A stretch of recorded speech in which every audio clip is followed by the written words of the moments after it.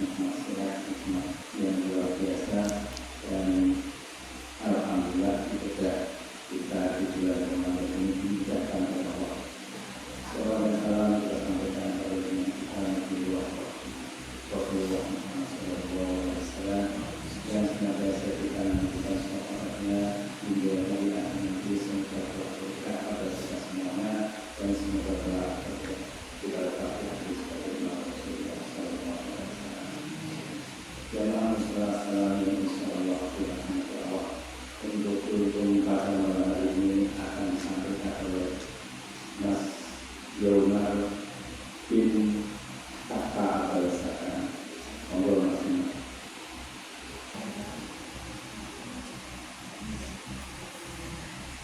Bismillahirrahmanirrahim. Assalamualaikum warahmatullahi wabarakatuh.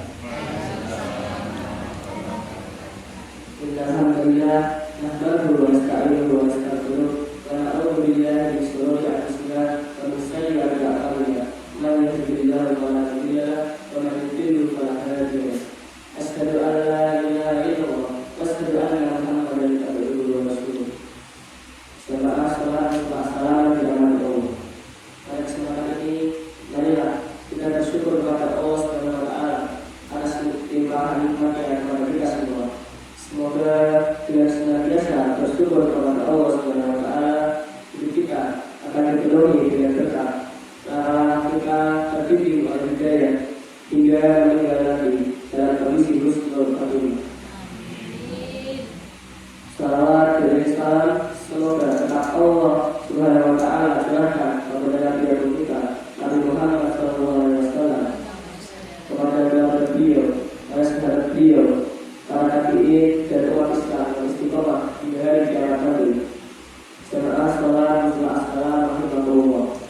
Bulan Ramadan adalah bulan yang memuliakan kita agar kita menjadi pribadi yang bertakwa dan berdoa kepada sebanyak-banyaknya. Oleh sebab itu, wasilah yang paling besar potensinya untuk meraih dan bertakwa adalah dengan melaksanakan amalan puasa, sebagaimana penjelasan dari Imam Al-Ghazali ketika menafsirkan surat Al-Baqarah ayat 193. Bismillahirrahmanirrahim. La'allakum tattaquna yurdi bis-shawmi bi anna as-shawma wasilatan ila taqwa. Artinya, melaksanakan puasa merupakan wasilah menuju kepada ketakwaan, dan ketakwaan yang dimiliki oleh Allah, maka Allah Subhanahu wa Ta'ala akan mengaruniakan kemuliaan yang luar biasa kepadanya.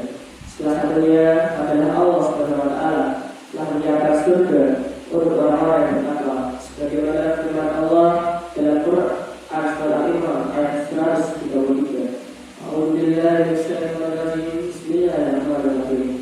Wasari'u ila al-maghfirati man yarkabu wa jannatin arduhas samawati wal ardu uiddat lil muttaqin.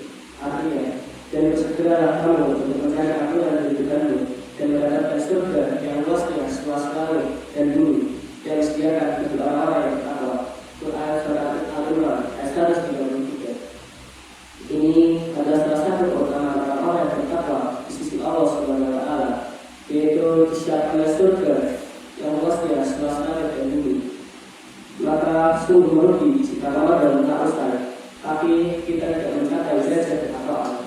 Sebab apabila Ramadan bulan yang paling mulia, bulan yang banyak fadilahnya saja, tidak bisa mencetak diri kita menjadi pribadi yang lebih bertakwa, maka hal apa lagi yang bisa membuat kita mencapai derajat tersebut? Jamaah salat Isya dan Tarawih bersurat salam dengan Allah. Mari kita dulu, ternyata orang yang berpuasa juga Allah siapkan surga secara khusus untuk mereka. Sebagaimana sabda Rasulullah SAW, Bismillahirrahmanirrahim.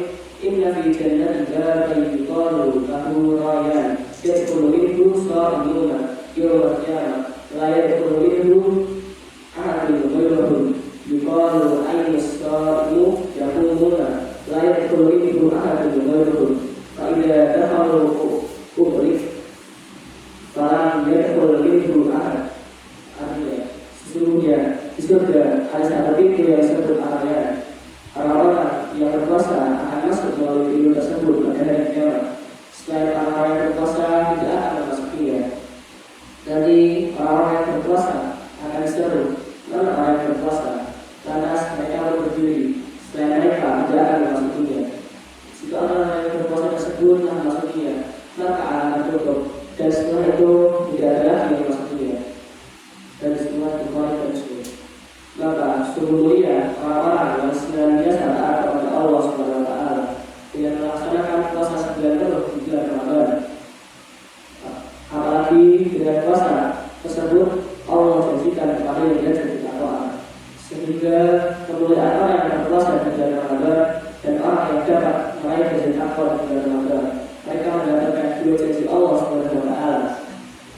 masing-masing tentang surga yang sudah disiapkan untuknya. Setelah sholat, membahas salam dan hati Allah. Sungguh sangat menarik tatkala kita membahas tentang surga yang telah Allah Subhanahu wa Ta'ala siapkan bagi baginya. Yang Allah kehendaki. Hal tersebut telah dicantumkan dalam kitab Tafsir Al-Quran Al-Azim. Imam Ibnu Katsir menceritakan sebuah kisah tentang kenikmatan yang akan didapatkan oleh penduduk surga.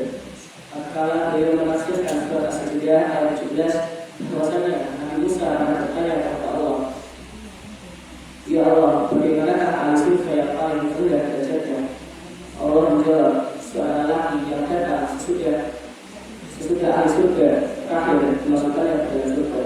Lalu dikatakan kepadanya, masuklah ke dalam surga." Lelaki itu bertanya, "Ya Allah, sedangkan semua orang akan menempatkan kedudukannya dan telah mengambil bagiannya masing-masing."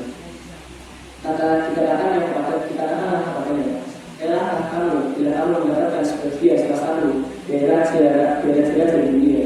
Lelaki itu menjawab, "Saya ya Allah."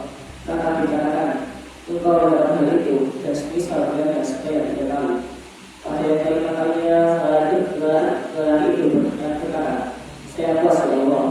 Maka Allah Subhanahu wa Ta'ala berfirman, "Engkau mendapatkan hal itu dan 10 kali lipat dari kelebihannya.